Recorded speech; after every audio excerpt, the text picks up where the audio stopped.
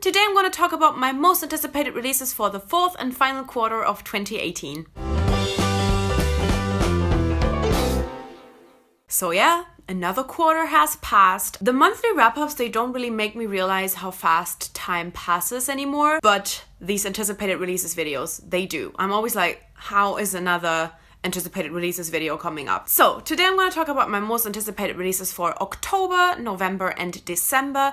November and December tend to be a little bit more quiet, and you can definitely tell from my list as well. And so this time around I was actually able to include basically almost all of my anticipated releases for this final quarter, which normally I have 15 today, and I think I tend to have around 15, but in the other quarters, normally that's like a cut down list. Sometimes I cut out like 50%. But with this, I think there's only a couple of books missing, ones that I feel a little bit maybe about anyway.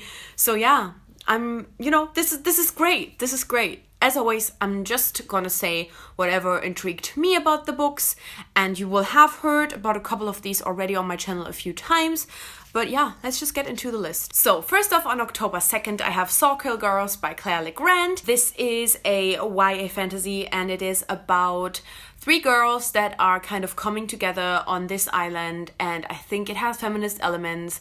It is a lot about friendship between these girls. I think there is a female-female romance, and yeah, I think it's like girl power, which is all I need to know. Then also on October 2nd, we have Don't Call Me Crazy. This is an anthology edited by Kelly Jensen, and it is all about mental health. Now, a couple of people have said that it is pretty basic, like if you know things about mental health, it, will not teach you a lot of new things. I think I wanted this to cure depression. I don't think it will. I don't think it can. I don't know. I feel like I'm glad a couple of people are reading it now and lowering my expectations. I don't know what I thought this would do, but I just thought it would do like amazing, huge things. And maybe it will, but I'm just really trying to lower my expectations. But yeah, has some really cool authors in there. Obviously, I'm most excited about Victoria Schwab's essay. There's also Adam Silvera, Emery Lord, Libba Bray, Kristen Bell. There's just a lot of interesting authors in there. It could have been a little bit more diverse in some aspects, but I'm still really excited to pick this up and really excited to see all of the different mental health and mental illness essays and stories. And yeah, also on October 2nd is Muse of Nightmares by Laini Taylor. I don't know anything about this because this is the sequel to Strange the Dreamer, and I really liked Strange the Dreamer, so I don't want to know anything about what's gonna happen in this book. People who have read arcs of this really loved it, and I'm honestly not really expecting anything else.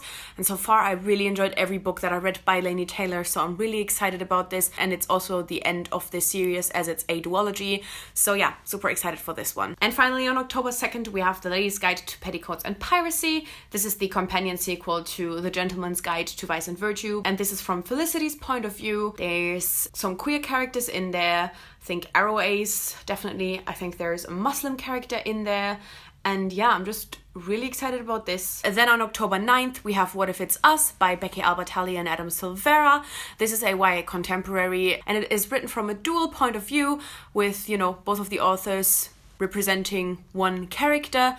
And it is a male-male romance. The title is inspired by Dear Evan Hansen. The authors are amazing. That's it, y'all. That's it. Then on October 23rd, we have Imagine Us Happy by Jennifer Yu. This is a YA contemporary, and the main character has depression. And I think it deals a lot with, relying on people for your mental health, the positives and the negatives. The vibes that I'm getting from this sound like this will be something that I really love, but I'm also scared to have these kinds of expectations. But yeah, everything that's, mental health representation in YA, depression specifically, is really something that I want to support and that I'm super excited about. And so yeah, can't wait for this to come out. And then also on October 23rd, we have An Assassin's Guide to Love and Treason?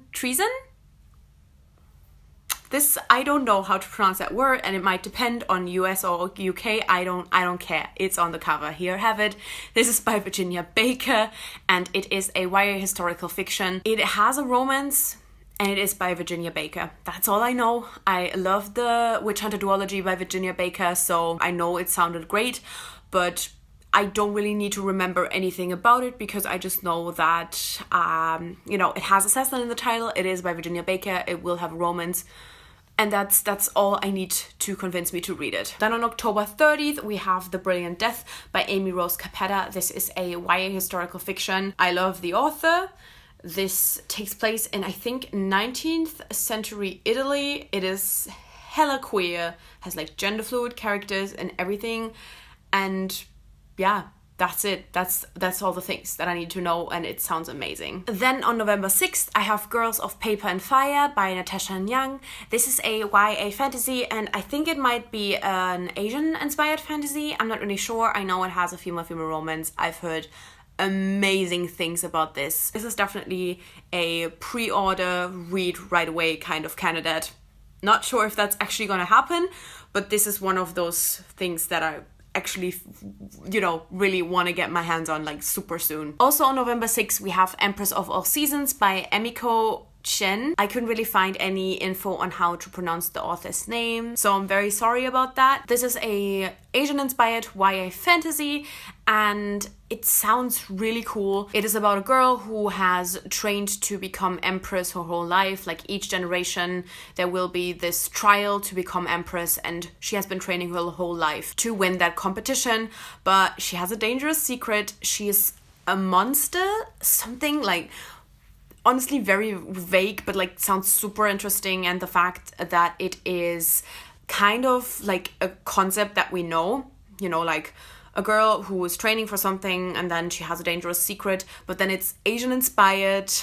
I don't know, I think this is gonna be really cool. It sounds really promising. And finally on November 6th, we have This Is What It Feels Like by Rebecca Barrow.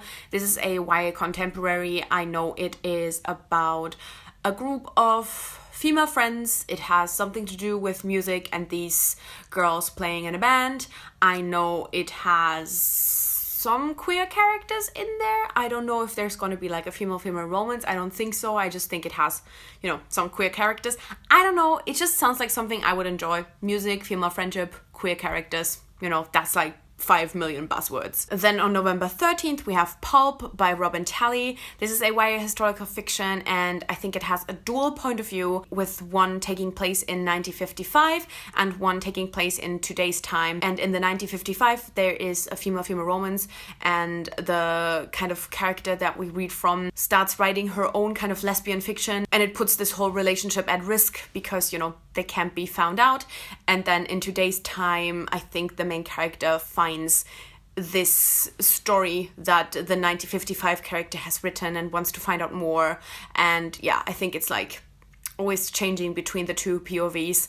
So very interesting. I always love when historical fiction includes queer characters. And yeah, I'm super excited to read this book. I hope that it's gonna deliver. Then on November 27th, I have Outrun the Wind by Elizabeth Tammy. This is a YA fantasy that I have just started to always describe as warrior women in love, because that is everything that I need to know about it. That is everything that has me hella excited about it. And I said it before, this cover, it's my aesthetic, okay? I love girls with bows on cover, even if it's cheesy. And then on December 4th, we have Once a King by Erin Somerville. This is a spin-off sequel to the Ever the Hunted, Ever the Brave duology. Like, I felt meh about the first book, then thought the second book was much better. And then for this one, I'm incredibly excited because, first of all, I could really tell that this author has made development in her writing, but then also this is going to be from a different point of view. I think it actually might have dual POV, but one of them is my favorite character from the original duology. So I'm so excited to see this character's storyline and to find out much more about this character and his kind of way to think. And I hope that he finally gets the romance he deserves. My baby, my precious, precious baby. I've been so mad because I got an arc of both Ever the Hunted and Ever the Brave, and now HMH does not want to give me an arc of Once a King. And I gotta say, these things, I know I shouldn't expect anything, and you know I'm still like always really, really glad and really grateful for all of the opportunities I get with ARCs. But the fact that I was, you know, approved for the first 2 books and now I can't get this 3rd book, literally the one that I'm most excited for, makes me mad. I want to promote the shit out of this. Come on. And then we have A Stronger, Faster and More Beautiful by Arwen Ellis Dayton. This is a YA science fiction for fans of Black Mirror, and I love Black Mirror. And yeah, it's about people trying to perfect the human species and all of the horrible things that could happen because of that, and what it even means to be human and all of these kinds of things. I'm really interested how this is gonna be done. I hope that it's well done and that it will really be able to deliver the things I want it to deliver and really be Black Mirror-like and really have this kind of scary aspect, but also interesting and fascinating, and, you know, this kind of aspect of what does it even mean to be human. This could be fantastic, but it could also go kind of wrong. And then finally, on December 4th, and the final release that I'm excited for this whole year is Queen of Air and Darkness by Cassandra Clare. The 3rd and final book in the Dark Artifices. There's always this huge hype around Cassandra Clare for everyone and also for me, but I didn't love the Dark Artifices so far, which I know is an unpopular opinion. I know everybody loves this most.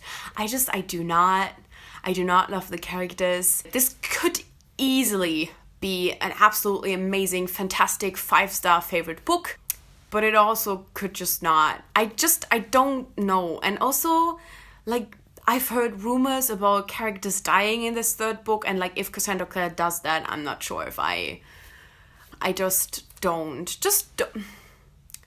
kill main characters from the other series in your later sequels, please. Thank you very much. Yeah, but still, I'm excited about this. I don't know. You know, Cassandra Clare can be hit or miss, but I'm excited. I'm excited for the hype that's gonna come. And yeah, these are all of my anticipated releases for the last 3 months of 2018. Obviously, I want to know if you're excited for anything that I mentioned as well, or any other anticipated releases that you have. I make new videos every Wednesday and Sunday with occasional reviews on Friday, so click subscribe to never miss anything and hit the little bell so you get notified as well. And thank you so much for watching. I guess I'll see you soon. Bye!